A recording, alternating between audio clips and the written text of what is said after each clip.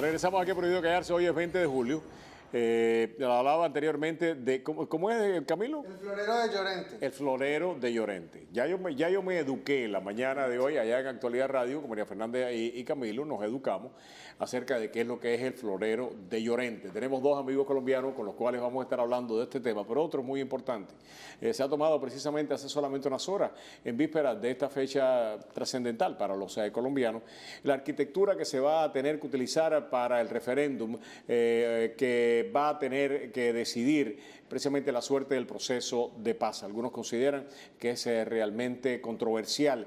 Ya Uribe ha dicho de que puede que sea legal, pero que no es el legítimo, y esto pone una sombra importante sobre el proceso. Tenemos dos grandes amigos con nosotros. Manolo, gracias por acompañarnos. Verdadero placer. Manolo González Moscote y también Cristian Mancera. Los dos gracias por acompañarnos de la tribuna COL de Colombia, .us de Estados Unidos. Correcto. Camilo, cuéntame, ¿qué está pasando? Pues Roberto, el resumen básicamente es el pronunciamiento de la Corte Constitucional en Colombia referente a cómo va a ser el proceso plebiscitario con el que los colombianos diremos sí o no a lo que se firme en La Habana. Este es el resumen.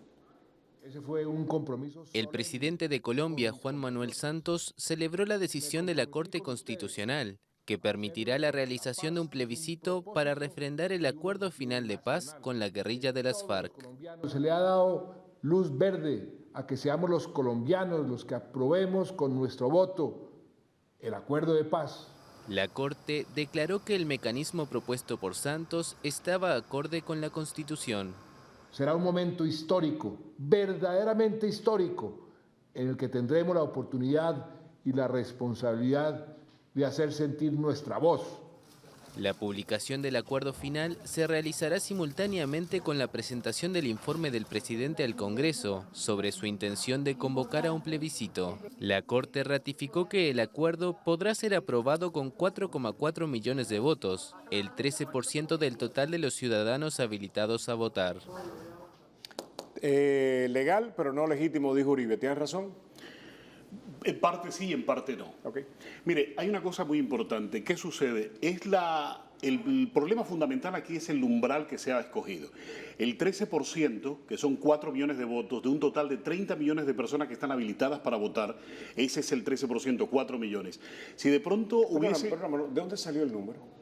Repito, el país tiene alrededor de 45 millones de habitantes. Habilitados para votar en Colombia hay 31, 32 millones de personas. El 13% de esos 32 millones es 4 millones. ¿Pero por qué el 13 y no el 12 o el 14? No, ¿por qué no el 50%? ¿Por En qué democracia 48? 50 mayor. ¿De dónde salió el 13? Ok, eso lo hicieron para favorecer, porque en encuestas previas internas que ha hecho el grupo del gobierno, entendió que por lo menos 4 millones de personas le daban el sí a este proceso. Okay. Por esa razón dijeron, no nos arriesguemos, no nos vamos al 50, vámonos con el 13%, es más que suficiente, y aprobamos. Por eso, comentando con muchos amigos este problema en el día de ayer, decía yo, pero entonces, ¿cuál es la farsa de gastar 350 mil millones de pesos, 120 millones de dólares para este plebiscito, estas elecciones, cuando ya sabemos que más de 4 millones de personas van a votar el sí? ¿Sí me entiende? Esto se le pudo haber ahorrado a la nación.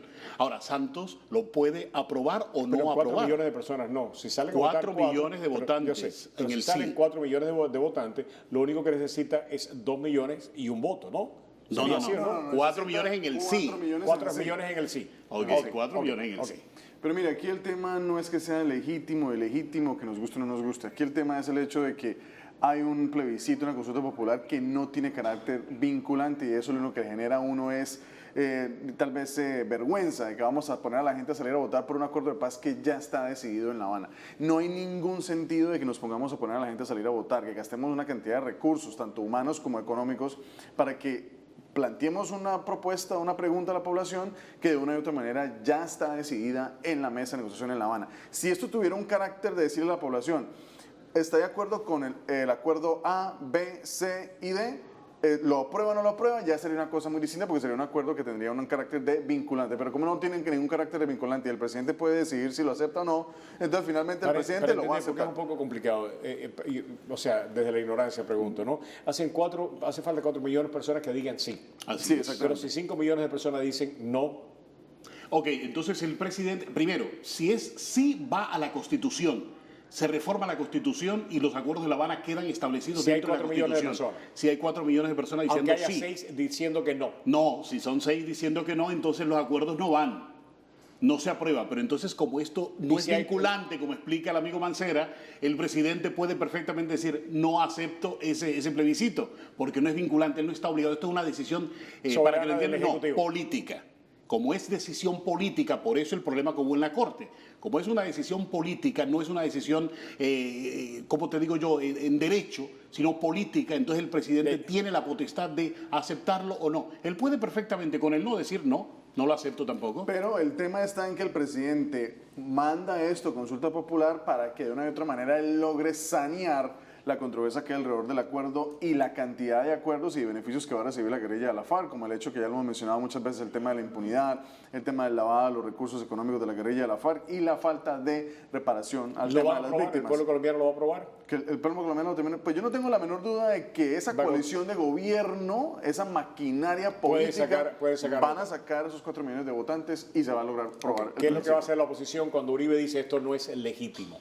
Ya Uribe no puede retar la legalidad porque ya la Corte Suprema de Colombia se manifestó, por lo tanto, retar la legalidad sería en vano. Sí, pero el tema del expresidente Uribe es algo que yo también lo he mencionado en varias oportunidades, es el hecho de que, claro, él plantea una posición a esa consulta popular, pero, presidente Uribe, ¿qué más vamos a hacer en este momento? Cuando usted tuvo la oportunidad de hacer algo, no lo pudo hacer en el Congreso de la República, entonces en este momento me parece que ya estamos más allá de los acuerdos. En este momento tenemos que buscar es que usted haga una posición que realmente garantice que esos acuerdos no vayan a rendir al Estado colombiano ante la guerrilla de la FARC. Ya usted no pudo lograr que esos acuerdos se firmaran, entonces ahora le toca a usted como opositor y la única voz real que hay en el país, hacer su trabajo real, que no es estar atacando el plebiscito, sino es estar viendo cómo va a evitar que la guerrilla se apodere del país. Mire, y otra cosa Y tú importante. me tienes que preocupar Robert, cómo tú lo ves también esa pregunta que tú dejas en el aire. hay una cosa bien importante. Mire, hay preguntas de la calle, es ¿por qué el presidente Uribe con su grupo, con su centro democrático, con sus senadores, no ataja absolutamente lo que viene? Porque ahora esto... ¿Cómo lo puede hacer? Claro, porque es que después que la Corte Constitucional dio el visto bueno al plebiscito, se lo manda al presidente. Tiene un mes el presidente para reenviárselo al Congreso, que es el que finalmente aprueba el plebiscito y coloca una fecha para el plebiscito. En el Congreso podría pararlo eventualmente, para que usted lo sepa, lo puede parar. Allí Uribe puede, con su grupo y con los aliados, pararlo, pero electoralmente a él no le conviene, porque a él le conviene ir a la calle, a las urnas, y demostrar su potencial político en la calle, con el no o con la abstención. Por eso no lo va a parar en el Congreso. Lamentablemente lo que en muchas ocasiones uno termina viendo que más que los intereses del país, estos personajes terminan, con todo respeto, defendiendo y promoviendo sus propios intereses. Regresamos.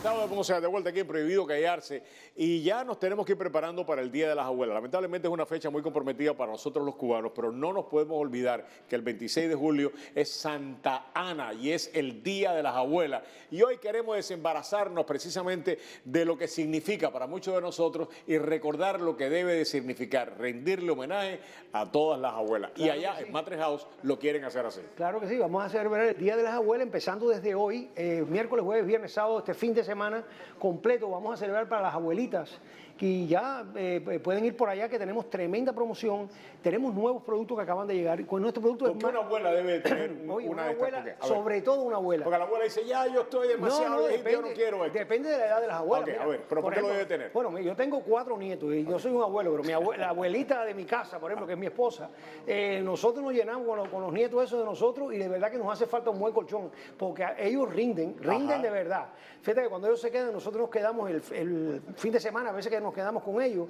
y eso es hasta las 2 o 3 de la mañana y después por la noche durmiendo, y al otro día hay que levantarse tempranito porque te despiertan, te jalan de la cama. Y ahí es donde uno nota ahí es el donde colchón. hace falta tener un buen colchón, que uno duerma bien, que uno se sienta contento. Así que el Día de las Abuelas no solamente para personas muy mayores, hay personas de todas las edades que pueden disfrutar de este maravilloso producto.